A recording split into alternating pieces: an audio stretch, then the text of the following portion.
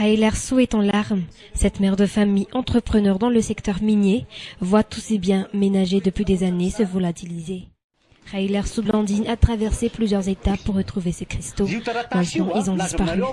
Selon les explications, ces cristaux ont été transportés depuis le bureau de région vers un lieu où on les séquestre.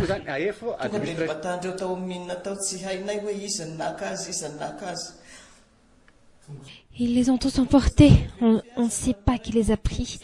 Mes amis et moi étaient venus vérifier, mais il n'y avait plus rien dans le service des mines, même pas une pièce de cristal, alors que j'ai tous les documents légaux de ces cristaux. Nous avons demandé au directeur général, mais il ne sait rien. On a demandé au gardien. Il a dit que ce sont les polices des mines qui les ont emportés.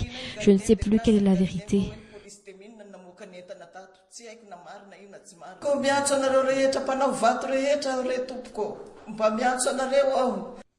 Ce sont les documents qui autorisent Blandine à exploiter des mines, des documents qui portent son nom ainsi que des attestations. Il a également ses documents d'autorisation de transport des cristaux et la ristourne. Tout cela couvre la légalité d'exploitation pour elle. Des explications affirment que ce sont des personnes haut placées qui veulent vendre ces cristaux. Monsieur Seran Bouglave Angelo. Je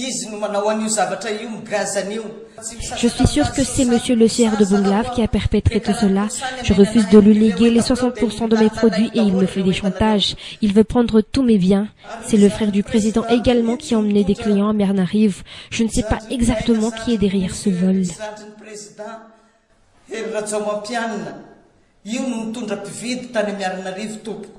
Un responsable qui a été appelé par cet entrepreneur affirme pourtant ne pas être au courant de la disparition des cristaux et qu'il ne connaît rien dans cette affaire.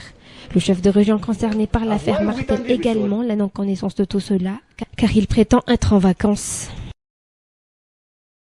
Ranomaso fondreny marary noho ny asany ariny izay tsy hita popoka.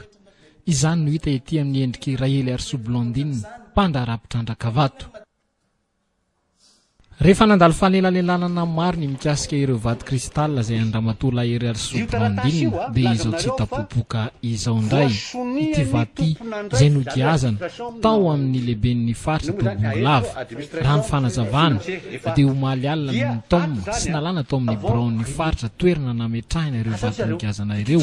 Ireo vato kristal milanja 20 taona. Tonga dia nibatandreo tao amin'ny minina tao tsy hainay hoe iza ny naka azy, iza ny naka azy. Tonga zahay verify azy androany maraina weekend zao mijery azy namanay jerena tsy misy napotim-bato ray azany ao amin'ny service de mine nefa nanako taratasy ara-dalàna tsara reo entanareo. Tsy haiko hatramin'ny DG zao natsoinay gaga mihitsy ny DG ao aminao hoe inona ny anton'izao zavatra zao. Nanontanianay ny gardien dia milaza ny gardien fa hoe ny police de mine namoaka ny entana tato. Tsy haiko na marina io na tsy marina. Ko miantso anareo rehetra mpanao vato rehetra re tompoko. Mba miantso anareo aho.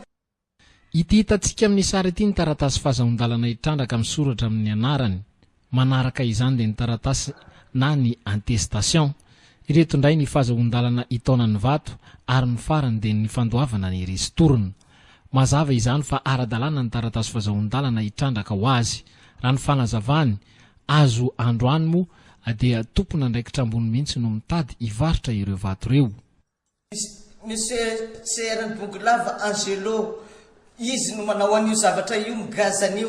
Tsy misasaka aminazy 60% zahako a dia 40% ny ameny anahy amin'ireo entako ireo dia nalainy daholo ireo entanareo. Ary ny zandrin'ny président mihitsy nitondra aina zandriny monsieur zandrin'ny président Hery Rajaomampianina. Io no nitondra mpividy tany Miarinarivo tompoko. Gaga mihitsy aho hatramin'izao fa hoe lasa ny entako. Tsy haiko fa iza angamba ny ambadika izao zavatra zao. Ny tompona andraikitra izay natsony ity mpandraraha ity izay nilaza androany fa gaga ary tsy mahafantatra na inona mikasika ny tsy maheo an-toerana ny vato. Ny lehiben'ny faritra any an-toerana raha natsona ihany koa tamin'ny Antsoatarbe dia nanambara fa tsy mahalala na inona ary mbola ny ampela-tsasatra amin'izao fotoana.